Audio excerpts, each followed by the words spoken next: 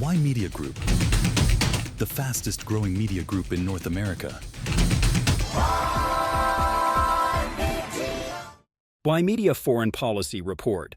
Prime Minister Mark Carney met with British Prime Minister Keir Starmer on Monday, and while both remarked the world has become a more challenging place since their first meeting a year ago, neither named a specific issue in their public remarks.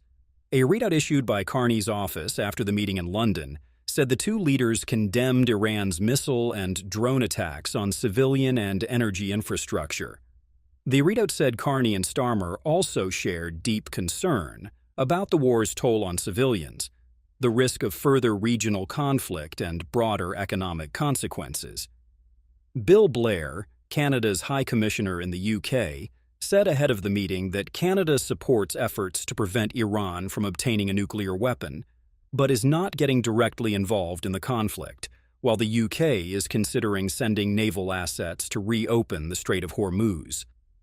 I think it's very important that the two prime ministers have an opportunity to discuss each of our collective approaches, Blair told reporters late Sunday. About 20% of the world's oil supply passes through the strait that connects the Persian Gulf to the Arabian Sea, with the war in Iran driving up global energy prices. Iran has been attacking ships passing through the strait since the U.S., and Israel launched a surprise attack on Iran at the end of February.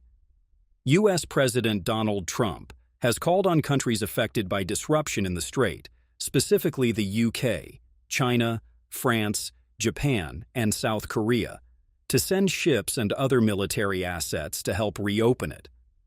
Starmer told a news conference Monday the Strait of Hormuz must be reopened, but it will not be a simple task.